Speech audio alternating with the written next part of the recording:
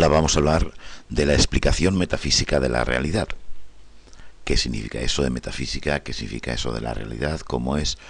Y para ello, primero, una frase de Henri Bergson. La filosofía es un problema, en filosofía, perdón, un problema bien planteado es un problema resuelto. Vamos a ver el problema de la realidad. Esto no sé si lo sabías, que la ciencia dice que en 7 años cambiamos todas nuestras células. Luego no somos el mismo.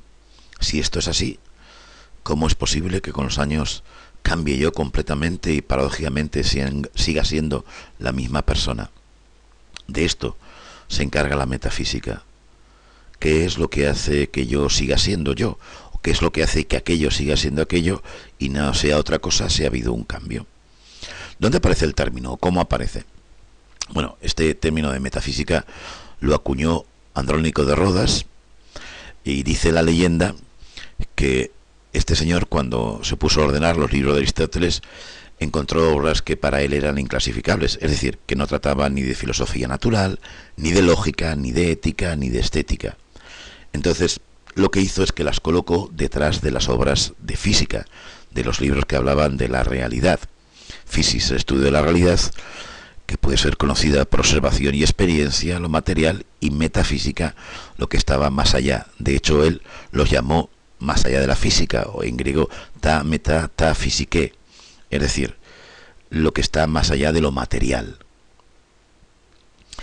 Aristóteles escribió cerca de 200 tratados, aunque nos han llegado solamente 31, y con una gran variedad de temas, como podéis observar aquí.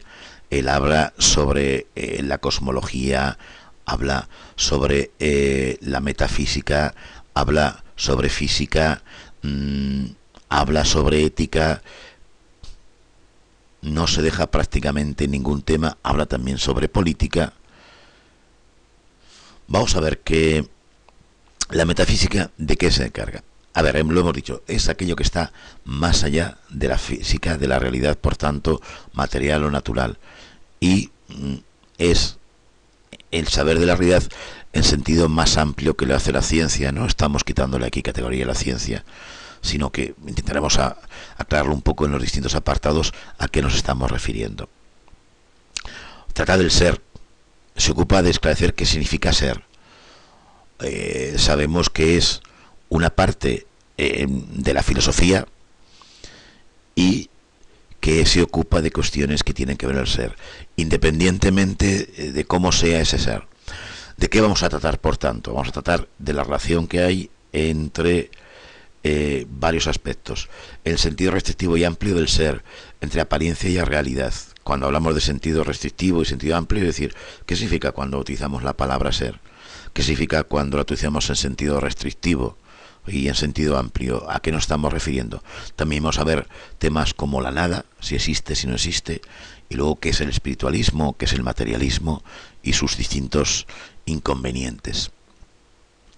Nos puede parecer que una forma de definir la realidad sería, bueno, pues el conjunto de todo lo que es, de todo lo que existe, ya está, y así no hay ninguna duda. Bueno, no es tan fácil, es problemático, porque si es el conjunto de todo lo que existe, existen los unicornios, o cualquier animal mitológico, existe la idea de belleza, existe Don Quijote, existe la libertad, la mente. No es sencillo responder. Bueno, nos vamos a conformar por ahora con tener dos concepciones que parten de esa definición de realidad. A ver, en sentido restrictivo, cuando hablamos de ser, de realidad decimos que es todo aquello de lo cual podemos tener experiencia, ya sea directa, es decir, por medio de los sentidos, o sea, indirecta, es decir, gracias a instrumentos o porque podemos constatar las consecuencias de su existencia. Instrumentos, yo no veo una célula, pero con un microscopio puedo verla. Constatar las consecuencias de su existencia. Yo no veo, no puedo percibir un agujero negro, pero puedo saber por las modificaciones que hay en el espacio que ahí sí que hay un agujero negro. O igual, por ejemplo, que las ondas magnéticas.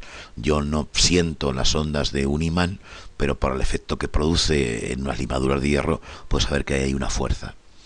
En sentido amplio sería también la realidad subjetiva, los productos culturales, las realidades inmateriales, sentimientos, ideas, creencias. Es incluso aquello que no podemos observar, pero que dota de sentido a la realidad material. Veis que aquí el sentido es muy amplio. Decimos, esto es una cara, ¿no?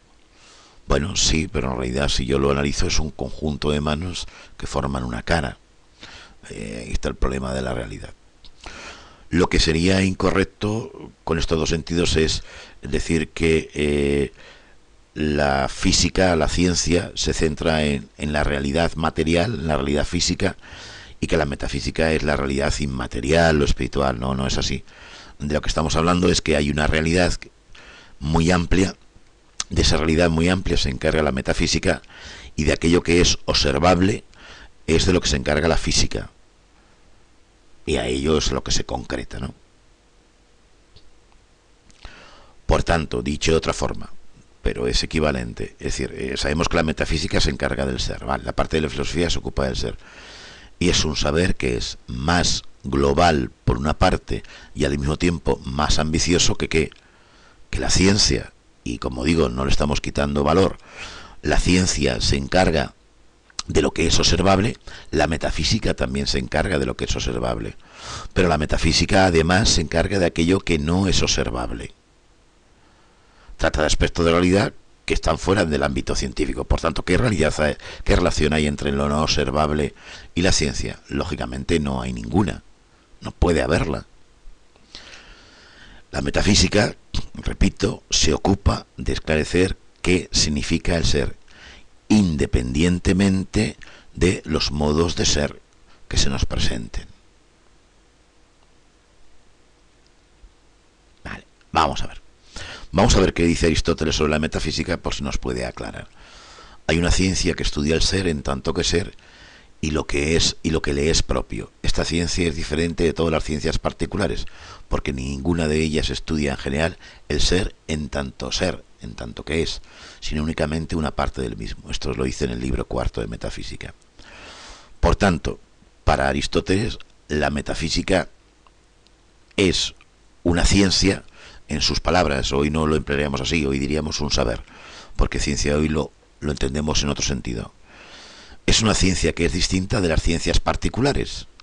Sin embargo, es más general, lo dice el texto, y no solamente es más general, sino que es la base del resto de ciencias. Por tanto, lo que se ocupa es del ser en tanto que es, en su sentido general, no de los modos concretos, que sería lo que se encarga la ciencia particular. El mismo Aristóteles reconoce que el ser se dice de muchas maneras. Vamos a ver dos diferencias fundamentales: el uso predicativo y el uso existencial de la palabra ser. Cuando lo utilizamos en sentido predicativo, es como sujeto predicado, es del tipo X es Y, es decir, este hombre es alto, esta mujer es con pelo negro, este chocolate es bueno, Don Quijote es delgado, es del tipo es. Hay otra forma de utilizarlo que es en el sentido existencial, sería del tipo X existe, es decir, en el anterior caso, este hombre es hombre, existe, esta mujer es mujer, existe, este chocolate es chocolate, existe, Don Quijote existe. En el caso del uso predicativo, es un accidente. A ver, ¿por qué es accidente? Dice Aristóteles que atribuimos una realidad a determinadas propiedades, no tiene existencia por sí. En el caso anterior, el hecho de alto, pelo negro, bueno, delgado, etcétera, son propiedades que tiene el ser, pero no tiene existencia por sí misma. Además, es accidental, es decir, el hombre, si en lugar de ser alto es bajo, no por ello deja de ser hombre. No. En el sentido del uso existencial, que es por sí mismo, a esto le llama sustancia, existen por sí. Para Aristóteles son los seres auténticos, son ser hombre, ser mujer, etcétera. Es decir, existen por sí mismos, no es algo accidental. Vamos con otro problema. ¿El ser cambia constantemente o es inmutable? El problema del devenir, es decir, el problema del cambio. ¿Cómo dar cabida dentro del ser a todo aquello que cambia? ¿Formar parte del ser aquellas cosas que eran pero ahora no lo son?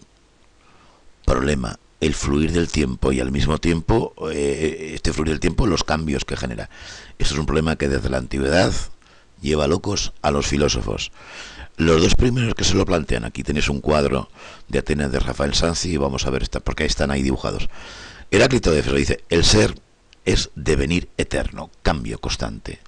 Sin embargo, Parménides, que está a su lado, dice todo lo contrario. El ser es inmutable, la esencia subyace bajo todo cambio. Esto lo tenéis en la columna de vuestro libro para pensar.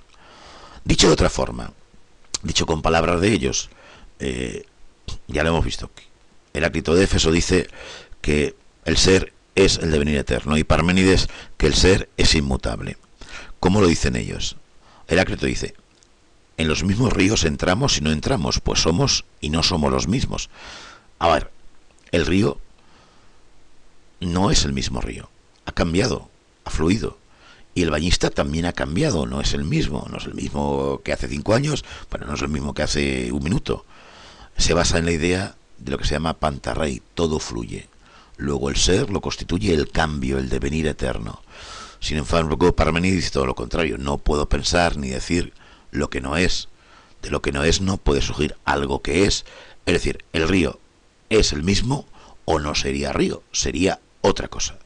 Esto todavía hoy está sin resolver. Frase de Einstein interesante, y el enlace que os dejo ahí de la realidad como es también es llamativo.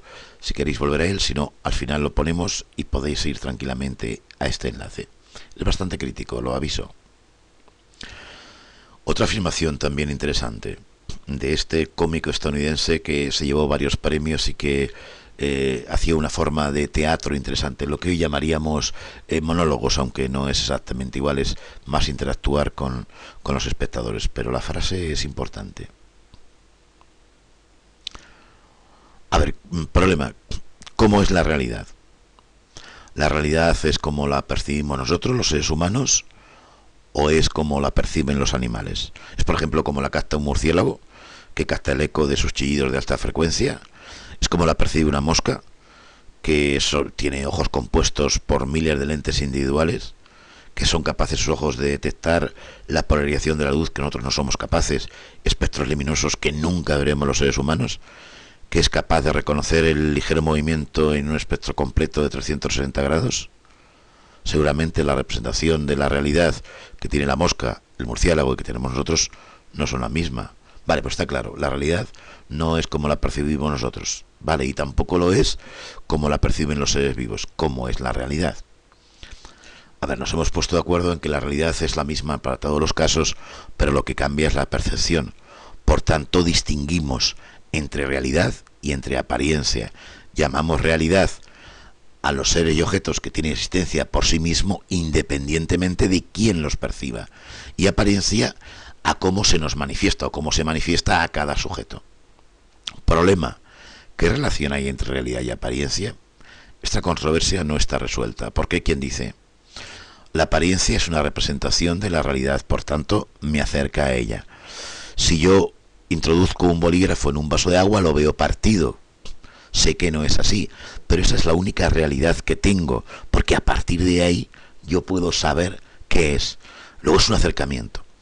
Hay quien dice: no es acercamiento, hay ocultación, me engaña y me aparta de ella, por tanto no hay una cadena que me une, el eslabón está roto, no puedo estar seguro de la realidad que es tal como yo la percibo, tengo que dudar y sospechar de mi percepción. El tema del ser y la nada, vamos a ver, el ser y la nada, ¿qué relación hay? Porque hay algo en lugar de nada.